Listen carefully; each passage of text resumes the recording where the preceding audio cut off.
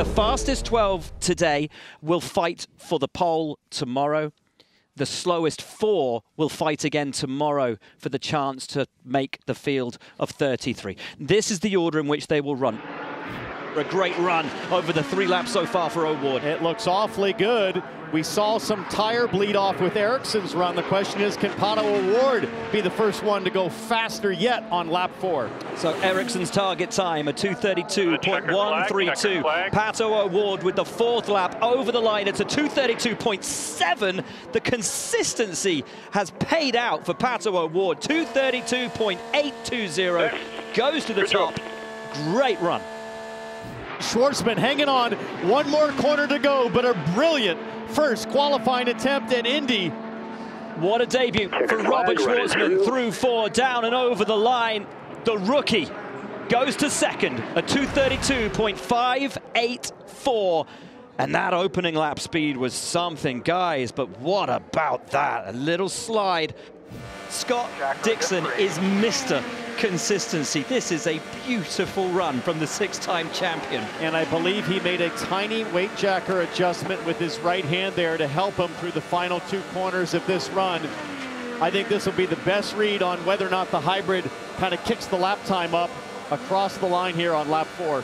Lap 4 over the line for Scott Dixon, an average, it's up to a 2:32.7 for an average of 2:32.659. Dixon to second, and that is just masterful. Takes the green flag, starts his run, Colton Herta for Andretti.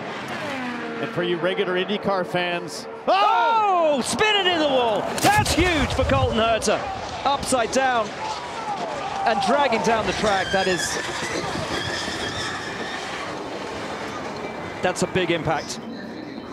That is a huge impact for Colton Herta here at the Indianapolis Motor Speedway. Little Dave is hustling. Yeah, use a little bit of that hybrid in that 3rd lap, using the rest on this 4th lap. Slightly different strategy than we've seen from anyone else. I'm loving this hybrid usage, T-Bell. It is changing the face of these qualifying runs. It is, but it also makes the back end of the race car difficult to hang on to. The back starting to walk around for Malukas, but he's done it. He makes it through the final corner of this run. Supertex looking on. Malukas to the line. 2:32.8 the time to beat. Over the line, it's a 2:32.194. Wicked fast on those last 2 laps for David Malukas, places him 5th. Look at that. It's on rails around turn 4. Alex Palou, let's see the line and let's see the time. Crosses it, and it is a 2:33.0. Not the fastest we've seen today, but that will do very nicely. Dude, it might be enough. He has got a great head of steam coming off of 4. O'Ward, 2:32.8 is the best we've seen today. Not anymore. 2:33.0. Palou to the top. Scott McLaughlin is coming for the top time of Alex Palou. That is some big-time driver stuff right there to go faster on lap 3 when you are right at the ragged edge. Now he has the benefit of the hybrid deployment as he hangs on for 1 more corner. One more turn for Scott McLaughlin. Top time so far, 2:33.043. McLaughlin takes the checker, crosses the line, and it's a 2:33.013 miles an hour. 3/100ths of a mile an hour. The difference over 4 laps. Currently tracking to be 2nd fastest by a hair's width. I mean, he is there or thereabouts with Alex Palou. Let's see what this lap is. It's a 2:32.997. That consistency, absolutely sensational from Josef Newgarden. Pulled his time to give himself a better chance of setting a fast time. That pays off immediately. 2:33.004. It's the 3rd fastest average we've seen so far today.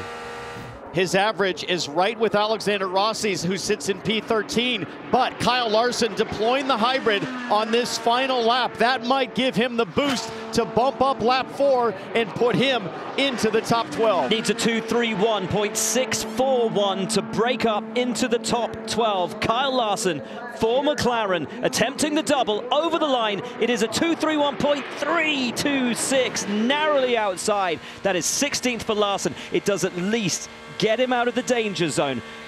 This is the first time that he has sat in this newly constructed car. This is a spare speedway tub with components of the other car, but the first time it is going to hit the track. So Colton Herta awaiting qualifying to hit that priority lane.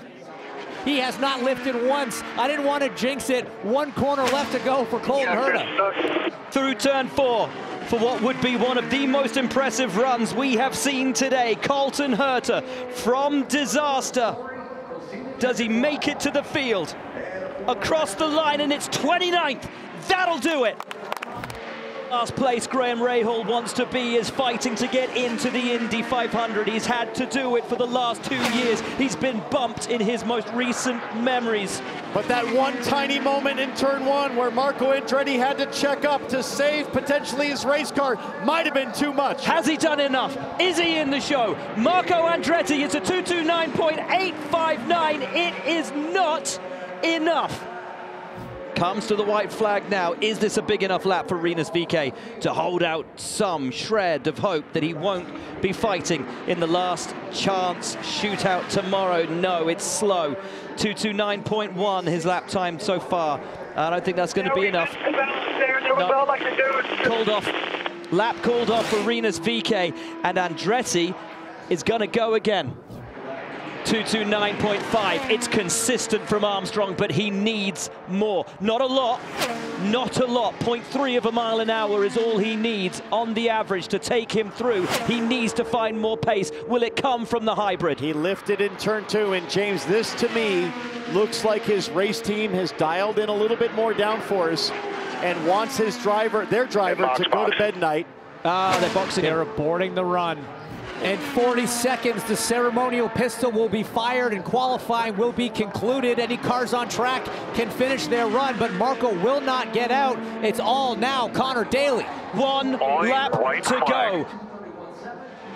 He is cracking for the top 12. A little wobble, a little lift. 50% hybrid remains for Connor Daly, the local hero from Noblesville, Indiana, to make his way into the 12 with the final run of the day. The pistol fires. Daly is pinned. Turn 4. Half a mile to go for Connor Daly. Come on, the Indianapolis Motor Speedway to make it into the top 12, to fight for pole. Has he done it? No! It's a 2:31.725. Heartbreak for Daly. Up next, it's the 109th running of the Indianapolis 500, Sunday, May 25th at 10 a.m. Eastern on Fox.